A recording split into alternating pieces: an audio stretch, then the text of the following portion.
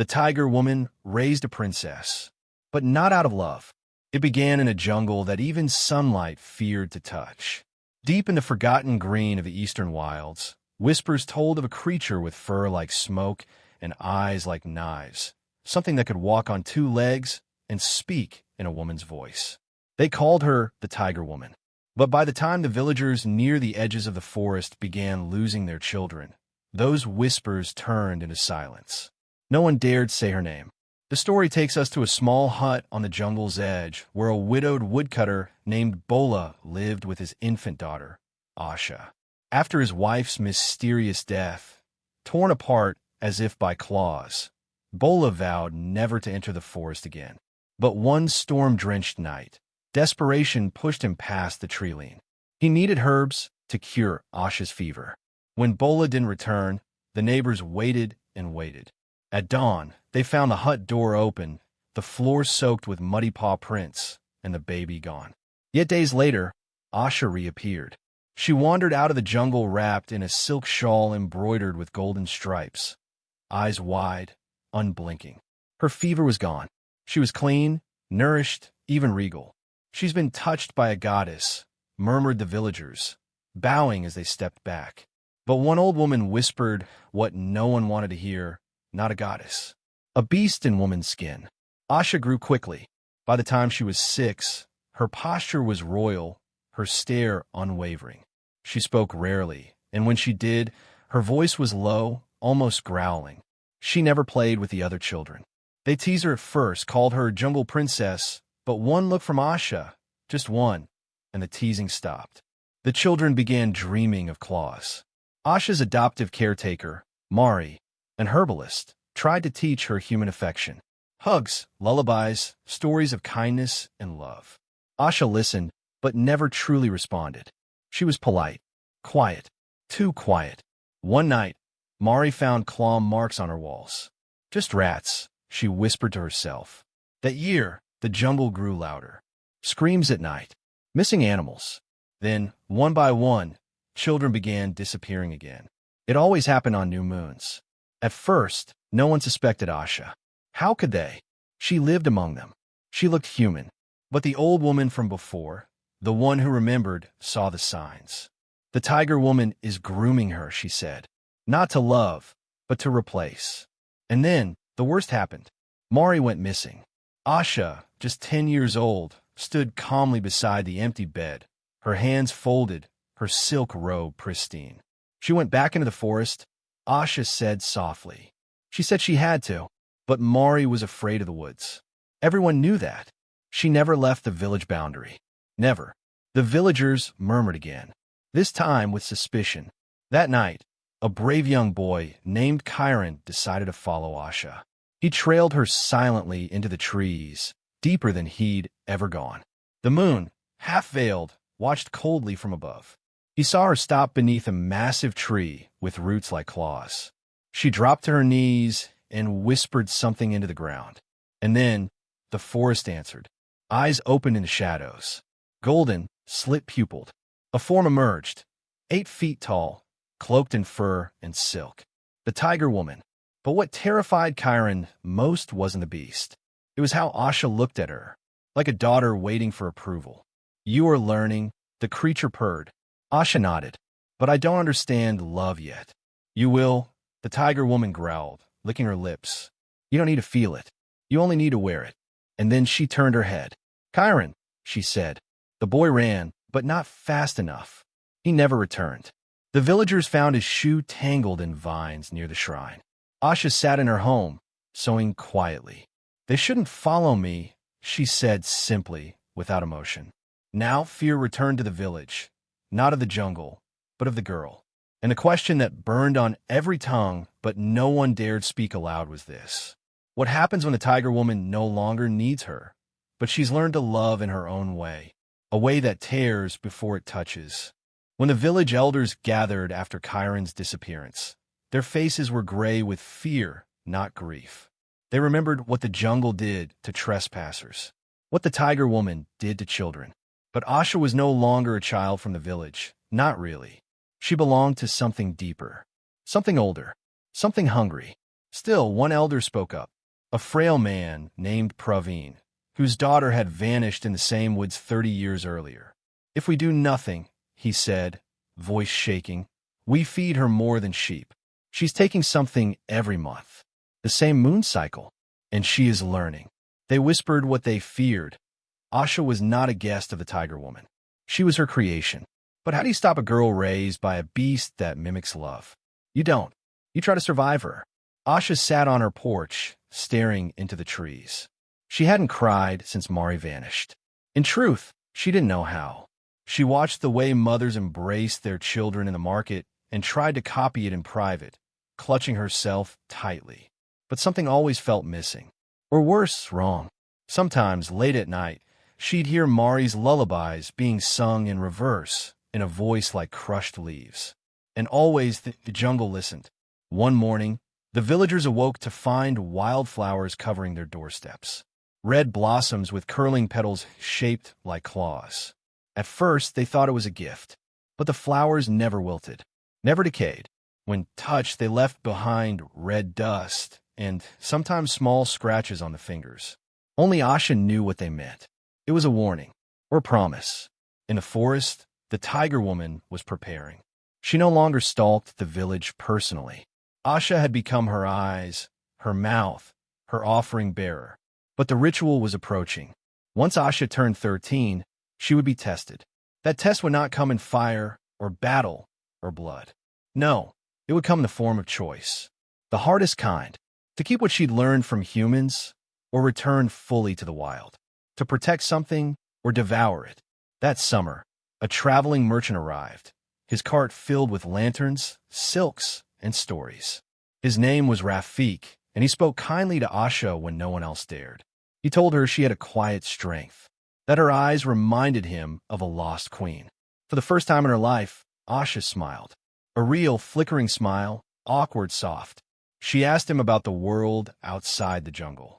He told her about cities where people danced at midnight under moonlight and lanterns, where music came from rooftops, not the trees. And for a brief moment, she imagined herself there. He offered her a lantern as a gift, shaped like a tiger. But when she brought it home, the fire inside turned black. That night, the Tiger Woman visited. You are forgetting, she growled. He wants something. No, Asha said, trembling. He's kind. They always want something. Love is a mask, worn before the hunger. But I feel something. You feel what I taught you to imitate. The next night, Rafiq disappeared. His cart was found abandoned, his wares scattered. The lantern she returned to his cart flickered red before shattering on its own. Asha found herself screaming into the earth, but the forest gave no answers. She ran. For the first time, she ran from the trees that had once embraced her, from a mother who had taught her to growl before she walked. She ran to the one place no one went after dark, the old well at the village edge. It was said to be cursed, where the Tiger Woman once dragged her prey. Asha peered in and saw not water, but herself. But her reflection was older, crueler, smiling, and she realized she was already becoming her. The next morning, the village found her collapsed near the well. Her hands were scratched, her robe torn, and her voice gone. She didn't speak for 2 days. When she did, it was just one word: run. That night, a storm broke the sky. Wind howled through the trees like a beast in mourning. The villagers boarded their homes, praying to gods long abandoned. In the shadows between lightning flashes, they saw her, the Tiger Woman, watching from the edge of the jungle. But this time, Asha stood beside her, not as prey, not as daughter, but as something else.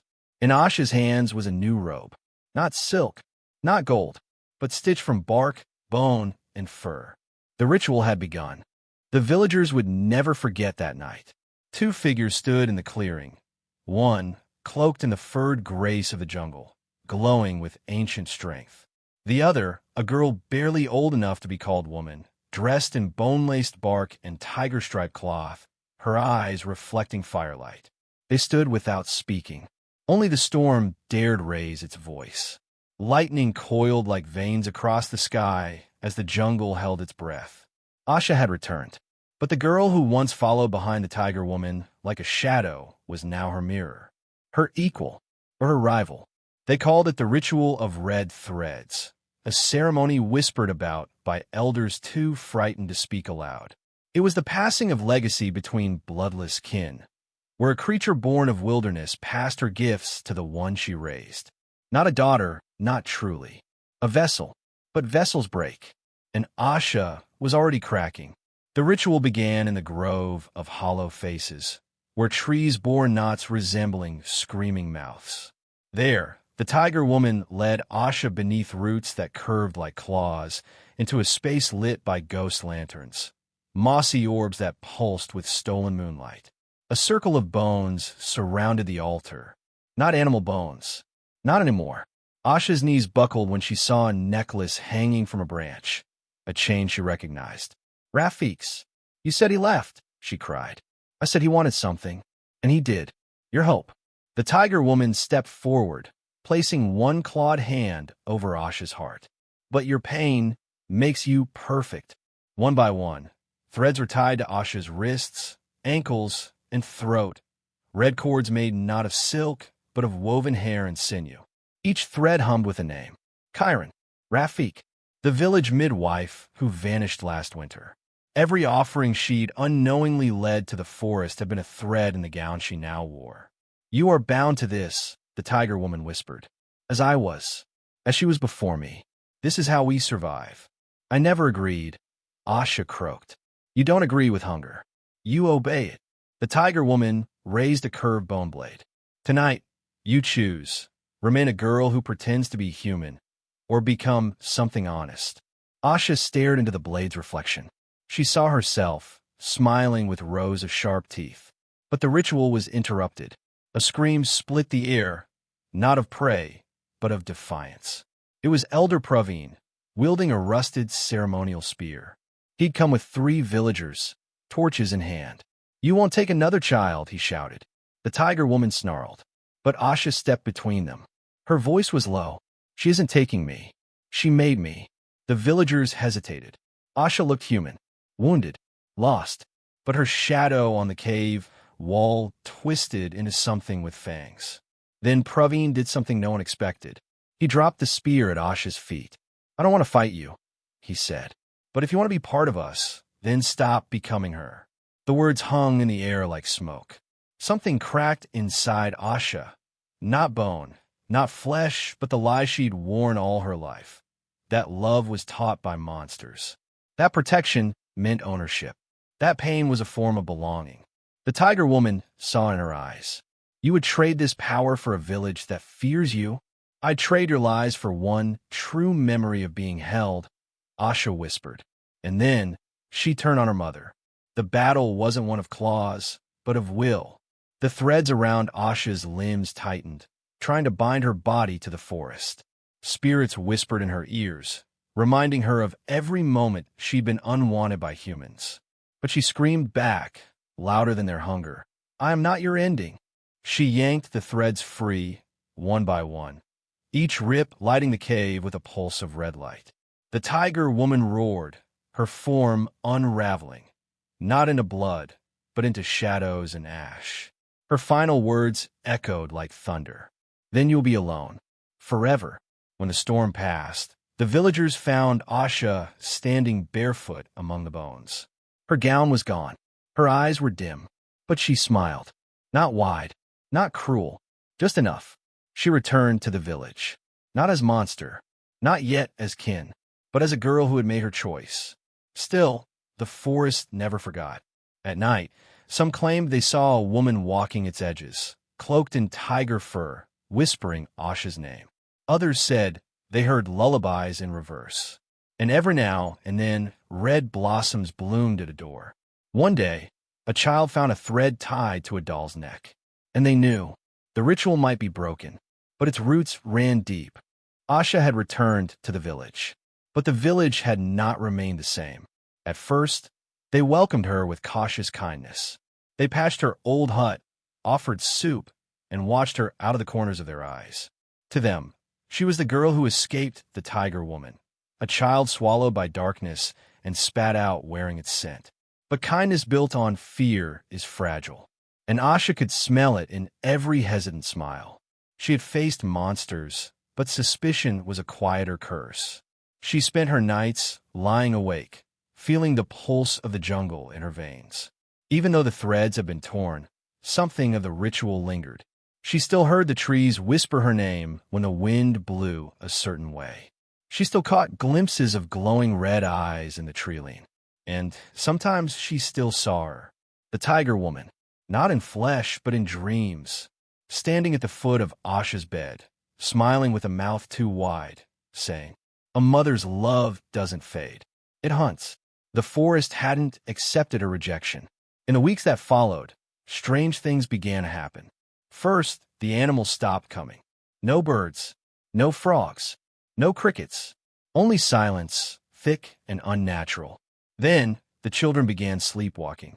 They were found outside their homes, barefoot, standing at the jungle's edge, eyes wide open, mouths whispering nonsense. Asha recognized the pattern. The forest was calling, just as it had once called her. The elders refused to listen. "You broke the curse," they said. "Let's not stir what's gone." But Asha knew better. Curses don't break. They evolve. One night, she woke to the sound of bells. Faint, hollow, like wind chimes made of teeth. She stepped outside and saw a figure across the field, a child-sized shape in a gown of red threads, its face covered with a tiger mask. It stood still for a moment. Then, it pointed toward the forest and vanished. Asha followed the sound, not because she trusted it, but because she remembered it. The way a scent can pull memories from the grave. The deeper she went, the more the trees leaned inward, like old men whispering secrets. She reached the grove of hollow faces. It was empty, but the altar was rebuilt. Sitting on it was a bundle wrapped in bark cloth. She opened it. Inside lay a tuft of her own hair, a baby tooth, and a folded piece of her childhood gown, the one she wore before the tiger woman took her. Asha stumbled back. These weren't just objects. They were offerings. Someone was trying to remake her. But not someone. Something. The next morning, the village awoke to horror. Young Nima, a girl no older than 6, was missing. Her parents said she had been sleepwalking. She followed a thread into the woods. A single red cord had been found wrapped around the family's door handle. The villagers turned to Asha, their eyes burning with unspoken accusations. Whispers circled her like vultures. She brought this back with her. She was never free. Asha made her choice. She would go into the forest. Alone, not to save Nima, because she knew the girl was already part of the forest now, but to stop the rebirth of the tiger woman, even if that meant becoming her. She returned to the grove. This time, it welcomed her. Spirits flickered in the trees, not just glowing eyes, but faces partial and twisted. Former offerings, former selves. She found Nima by the altar, alive, but entranced, her eyes glassy. Standing behind her was the tiger woman, but not in the flesh. She was woven together from roots, smoke, and grief, a patchwork of memory and ritual, wearing the face of motherhood twisted by hunger. "You were supposed to inherit me," the forest being said, "but instead you ran." "I chose my own shape," Asha replied. "No, you chose to forget." But the creature gestured to Nima. "She remembers." And then it whispered something cold. "She loves me already." Asha stepped forward, and the roots shivered. The forest recognized her blood, her disobedience. "I am not your vessel," she hissed. "I am the daughter who survived." The air thickened. Shadows flared. The tiger woman screamed, a sound not of rage, but of summoning. The bones in the altar glowed. The red threads slithered toward Asha like worms hungry for flesh. She did not run. She bit into her own hand, letting blood fall on the altar, and she spoke the final words of the ritual in reverse. Not to become the new tiger woman, but to unmake the first. The forest howled. The threads caught fire. The grove shuddered as centuries of stolen life unraveled. The tiger woman screamed once more, her form exploding into ash and fur and regret. Nima collapsed. Asha grabbed her, holding her tight. The fire didn't burn them. because it recognized them now, not as vessels, not as prey, but as daughters who chose their own names. When they emerged from the forest, the sun was rising. The villagers watched in silence. No one spoke. No one asked. But something had shifted in their eyes. Asha wasn't a stranger now. She was the girl who walked into the forest twice, and walked back changed but whole. The village had grown quiet in the weeks that followed. Not from peace, but from waiting. Waiting to see what would happen now that the tiger woman was gone. Now that the girl who once bore her threads had returned with blood on her hands and ash in her hair. Asha walked among them, not as the cursed child or the broken orphan, but as something else. Something they hadn't named yet. Something that made dogs whimper and babies cry, though she never touched them. She had burned the grove, unmade the altar, broken the oldest pattern of sacrifice. But what no one said aloud was this. If she could destroy a god, what could she become instead? Nima, the little girl the forest had almost claimed, remained silent for days. Her eyes stayed fixed on the trees, as though they still whispered lullabies only she could hear. When she finally spoke, her voice was thin and strange. She left something inside me, like a song I can't stop humming. Asha knelt beside her and brushed her tangled hair from her forehead. Then we sing a different song, she said, one that ends. But Asha knew the truth. Spirits do not die with fire. They shift, and something had shifted into the girl. One night, as the moon rose full and coppery, Asha heard it again, the whisper of red thread against wood, the groaning of trees bending in unnatural wind. The forest was still watching, not angry, not vengeful, but curious. It had lost its mother, and it wanted a new one. The dreams returned, but this time Asha was not a child in them. She was tall, wearing robes spun from shadows, her eyes glowing gold like the predator who once raised her. Children knelt before her, but she wasn't devouring them. She was teaching them a new way, a new ritual, one of remembering, not consuming. She woke up trembling, because the line between saving and replacing had blurred. She hadn't escaped the tiger woman's legacy. She was reshaping it. The villagers grew more afraid, not because Asha hurt anyone, she didn't, but because the forest had stopped hurting them. No missing children, no red threads, no whispers at night, as if the forest now answered to someone else. To her. Then came the storm, not rain or wind, but a spiritual one. Birds fell dead from the sky. Trees wept sap that burned the ground. And in the center of the village square, Nima stood, her eyes black and wide, humming a lullaby older than language. When she opened her mouth, it wasn't her voice that came out. I remember my daughter. I remember her betrayal. The villagers screamed, but Asha stepped forward calmly. You're not my mother anymore. The girl's body shook. Shadows twisted around her small limbs. I gave you shape, then I give it back. Asha raised her hands, and from her fingertips unwound threads of glowing silver. Threads that hummed with the same energy as the cursed forest, but purer, reborn. She wrapped the threads around the child, not to bind her, but to draw the spirit out. And as the entity wailed, the villagers saw something they would never forget. The tiger woman's face peeling from the girl like a second skin, fur and fury unraveling, undone not by hate, but by will. The wind stopped. Nima collapsed, breathing softly. Asha lifted her into her arms. The forest groaned once more, and then fell silent. Not dead, just finally resting. Asha didn't stay in the village after that. She knew her presence was both blessing and burden. The villagers built her a home near the edge of the forest, a place of solitude, but also reverence. Some came to her for guidance, others for healing. Children left offerings at her doorstep, feathers, stones, and notes asking her to protect their dreams. She never called herself a priestess, never wore a crown, but they called her something anyway, daughter of ash and thread.